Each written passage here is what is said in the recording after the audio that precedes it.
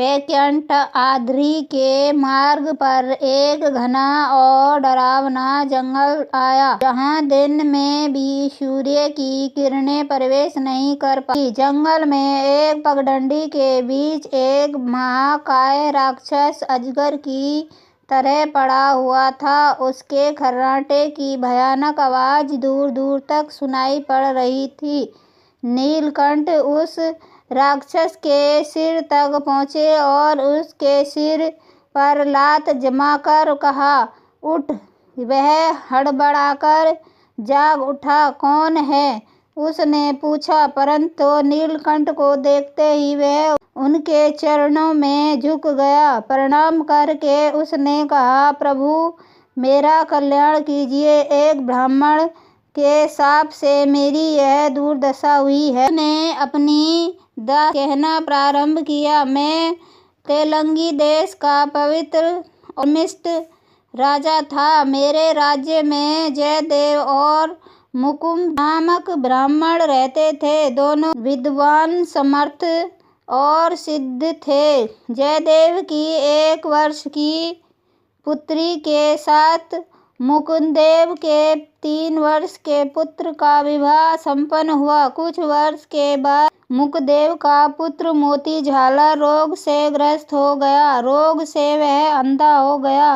अतः जयदेव ने अपनी पुत्री का विवाह मुकुंददेव के पुत्र से तोड़ दिया। कपड़े लत्ते और गहने वापस भेज दिए।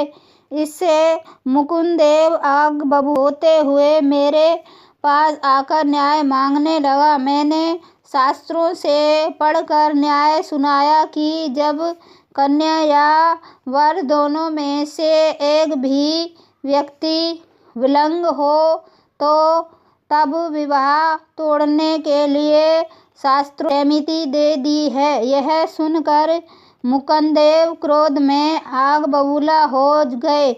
उसने कहा, शास्त्रों की अपेक्षा कुल, धर्म और रीति रिवाज महान है। इसलिए आप कन्या के पिता से कहिए कि वह अपनी पुत्री का विवाह मेरे पुत्र के साथ करे। मैंने कहा, मैं शास्त्रों के विरुद्ध न्याय नहीं दे सकता। मुकुंददेव ने क्रोधित होकर मुझे शाप दे दिया, जा तू 9 महीने में राक्षस हो जाएगा। यह सुनकर जयदेव ने तुरंत मेरे पक्ष लेते हुए वरदान दिया, उसने भले ही तुम्हें शापित किया है, परंतु मेरा वरदान है कि तुम्हें साक्षात भगवान नारायण मिलेंगे। उनकी सेवा करने का अवसर प्राप्त होगा और तुम्हें भगवान के धाम की प्राप्ति होगी। मेरे 9 माह में मृत्यु हो गई। मैं यहाँ राक्षस बनकर रह गया हूँ। पशु पक्षी आदि का आहार कर लेता हूँ। एक बार तो 7 दिन तक मुझे अन्न का दाना तक नहीं मिला। तब एक युवा ब्राह्मण पुत्र वन से गुजर रहा था।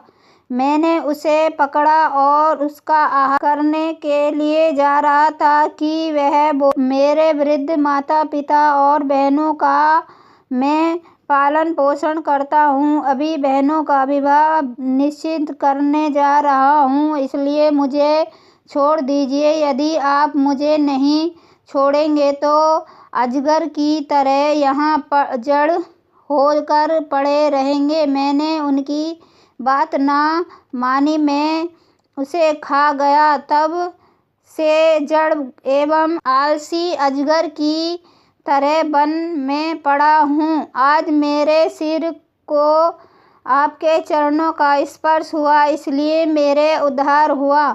इतना कहकर राक्षस नीलकंठ के चरणों में झुक गया। नीलकंठ ने आशीर्वाद देते हुए कहा, जाओ, तुम्हारा कल्याण होगा। तुम्हारा अगला जन्म काठियावाड़ में होगा और मेरे आश्रम में तुम्हें भक्ति और मेरा अक्षय धाम प्राप्त होगा। आशीर्वाद देकर नीलकंठ आगे बढ़े। राक्षस ने शरीर त्याग दिया।